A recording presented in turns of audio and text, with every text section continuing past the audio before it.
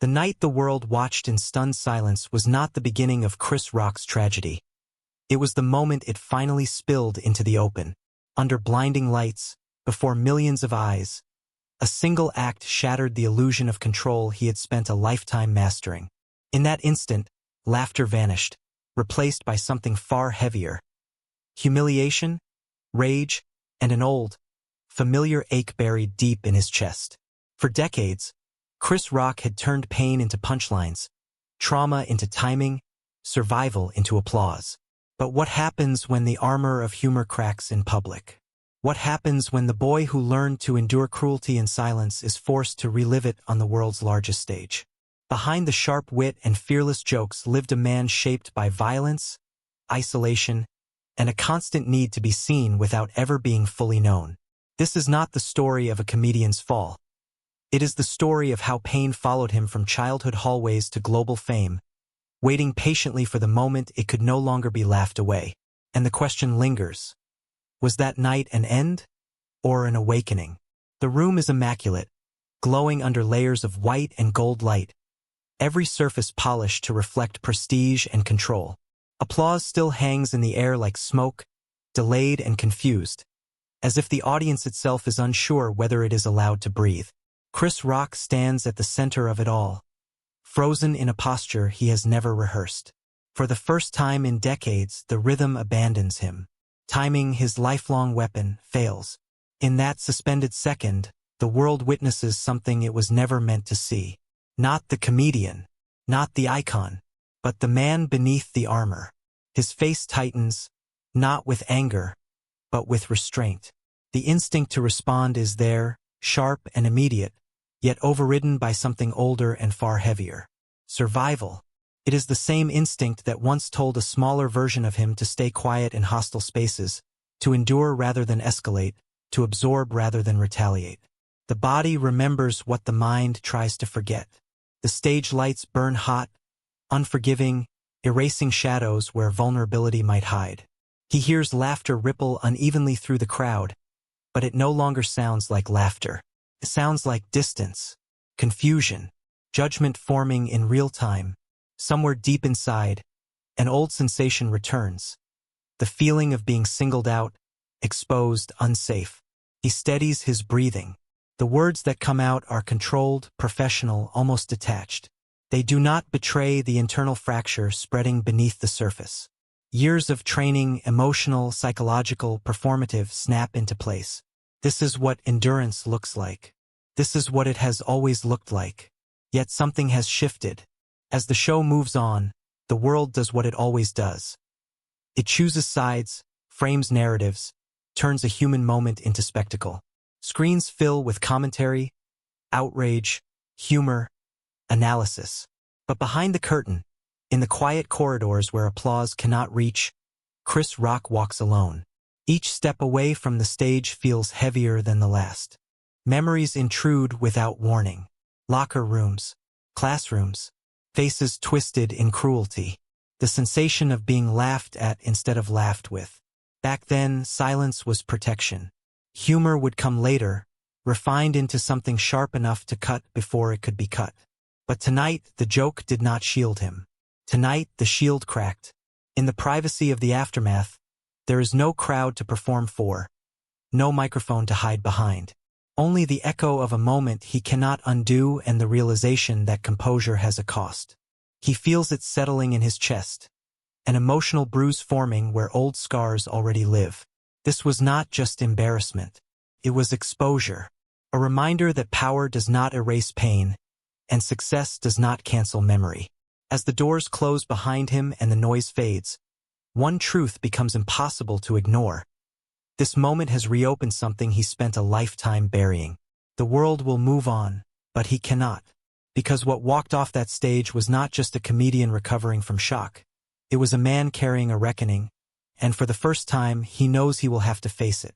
Long before the lights, before the stages and microphones and rooms filled with laughter, there was a boy learning how to disappear. The hallways of his childhood were narrow and loud, charged with tension that never fully slept. Every day carried the possibility of humiliation, and every silence felt like a test he might fail. Chris Rock learned early that visibility could be dangerous. School was not a place of safety. It was a proving ground. Faces blurred together into a constant presence of threat. Taunts sharpened by difference, by race, by isolation. He was often the only one, standing out in ways he could not control, absorbing words that landed with the weight of blows. Teachers noticed grades, not bruises. Adults heard noise, not fear. And so the boy adapted, folding inward, studying people with a precision born from necessity. At home, love existed, but it was rigid, conditional, expressed through discipline rather than tenderness. Strength was emphasized. Vulnerability was not. Mistakes carried consequences, and emotional softness had no language. In that environment, Chris learned that endurance was virtue, that pain was something to push through quietly. Crying did not solve anything. Explaining only made things worse. What grew in the absence of protection was awareness. He watched how people moved, how power shifted in rooms, how laughter could change a situation instantly. Humor arrived not as joy but as armor, first clumsy, then increasingly sharp. A joke could redirect attention. A quick observation could buy safety. Each laugh was a small victory, a way to reclaim control in spaces where he otherwise had none. Yet every adaptation came at a cost. The boy who learned to read rooms stopped trusting them. The child who survived by anticipating cruelty never relaxed enough to feel secure.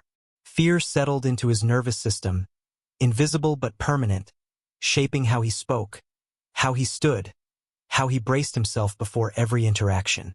Even moments of calm felt temporary, fragile. In quiet hours, alone in his room, he imagined another version of himself. One who could speak freely, who did not have to calculate every word, who did not flinch at sudden laughter. But those thoughts remained fantasies. Reality demanded vigilance. Reality demanded endurance. These years carved something deep into him, something that would later be mistaken for confidence. What the world would one day praise as fearlessness was born from survival, not ease. The ability to stand in front of crowds began here, in places where standing out meant pain. And though he would one day leave these hallways behind, they would never truly leave him. As childhood faded and opportunity approached, one truth followed him forward like a shadow. The boy had survived by hardening himself, but the question lingered, unanswered and unsettling. What would happen when endurance was no longer enough? Fame does not arrive gently. It comes in waves, first thrilling, then overwhelming, until it reshapes the air around him. Comedy clubs give way to theaters, then arenas, then rooms so vast they seem to swallow sound before returning it amplified. Chris Rock stands under spotlights brighter than anything he knew before, his voice steady, his timing lethal, his words landing with the force of truth wrapped in laughter. The world listens now. The world agrees he is brilliant. On stage, he appears untouchable. His observations cut through social pretense, exposing race, power, hypocrisy, and fear with an honesty few dare attempt. Laughter erupts not just as amusement, but as recognition. He becomes a mirror people cannot look away from. Each performance reinforces the image. Confident, sharp, fearless. But when the lights dim, silence rushes in. Hotel rooms blur together, clean, anonymous, lonely. Applause fades quickly, leaving behind an unsettling emptiness.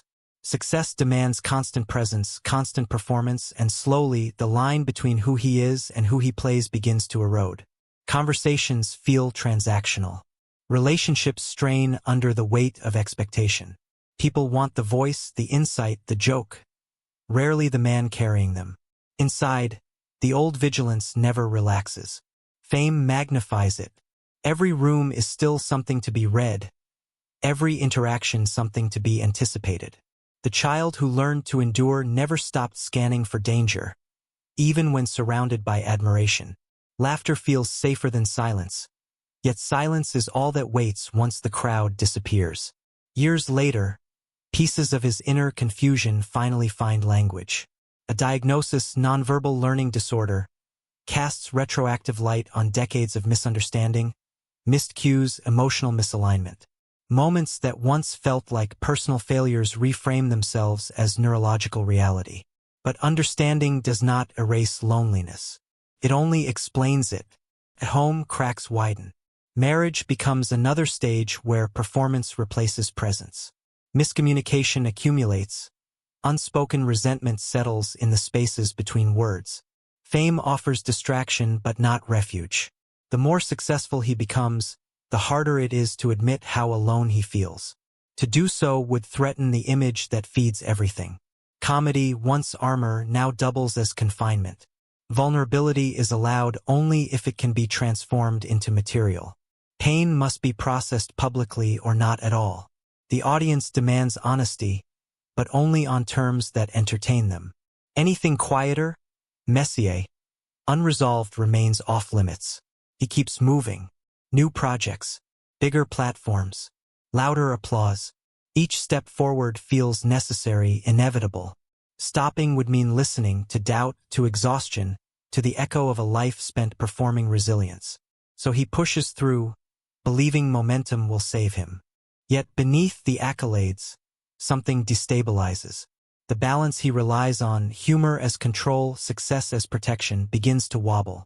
The pressure builds invisibly, silently, like a fault line under a polished stage. And as he reaches heights few ever touch, one truth becomes increasingly clear. Fame has given him everything he once thought he needed, except the one thing he has never learned how to keep: peace. The moment returns again and again, uninvited, replaying itself in fragments rather than a single coherent memory.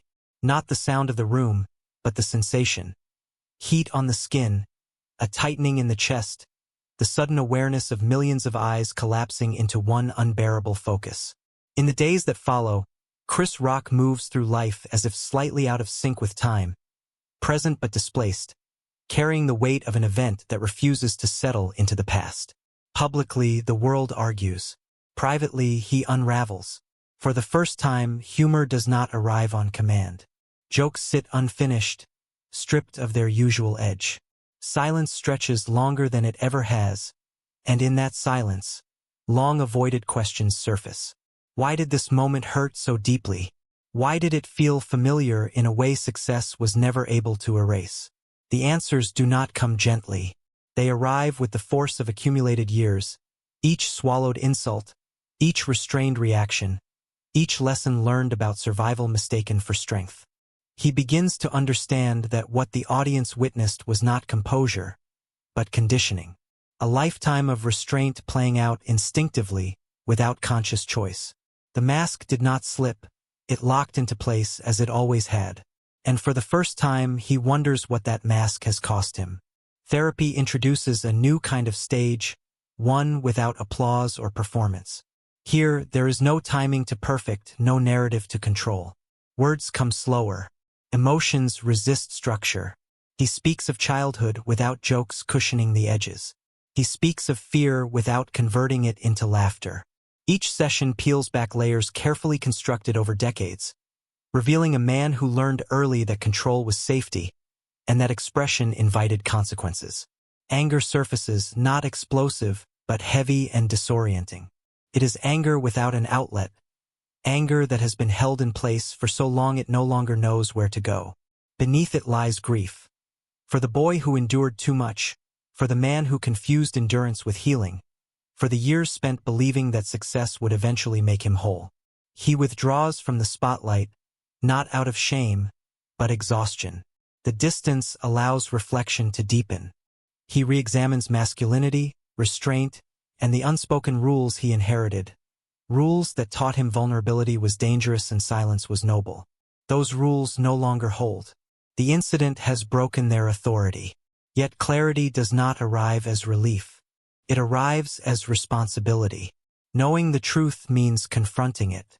And confronting it means accepting that the way he survived may also be the way he has been hurting himself.